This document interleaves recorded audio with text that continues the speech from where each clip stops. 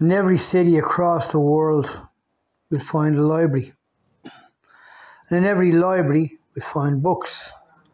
And within those books, we'll find particular characters. Some are fictional and some are not.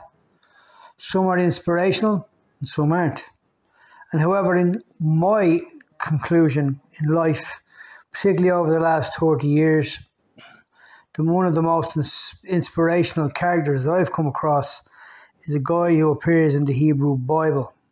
He makes this claim, he says this in boldness. In Psalm 63, he says, "O God, you are my God." What gave him the boldness to make that claim? And who was this guy that history has not forgotten? David gained the throne as king of Judah around 885 BCE, according to Jewish texts.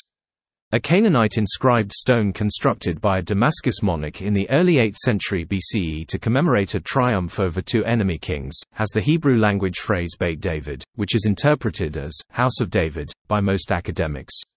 The Mesha stele, constructed in the 9th century BCE by King Mesha of Moab, may perhaps relate to the House of David. The City of David. Jerusalem has been destroyed at least twice, besieged 23 times, seized 44 times, and assaulted 52 times throughout its lengthy history. The City of David area of Jerusalem displays the first evidence of habitation in the 4th millennium BCE, in the form of nomadic shepherd encampments.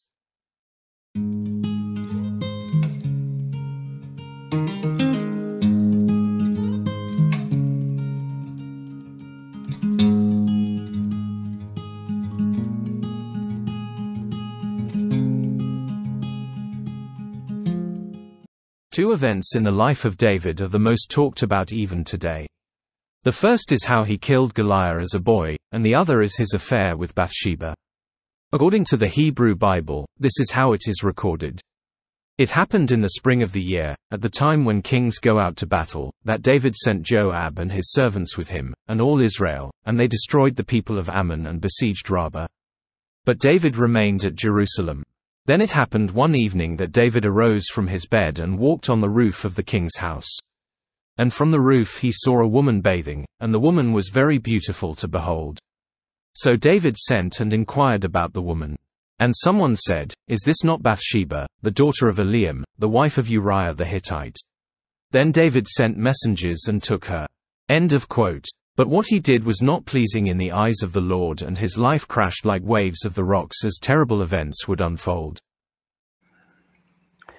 Our first encounter with David is in 1 Samuel chapter 17, where it's described, the scriptural account describes him as a young boy who was handsome in feature and form, having beautiful eyes and ruddy in appearance. And yet, he's a shepherd boy, and then he's anointed by Samuel, the prophet of that particular time. He's the son of Jesse. And then from that story we follow him through his life, and yet here he is.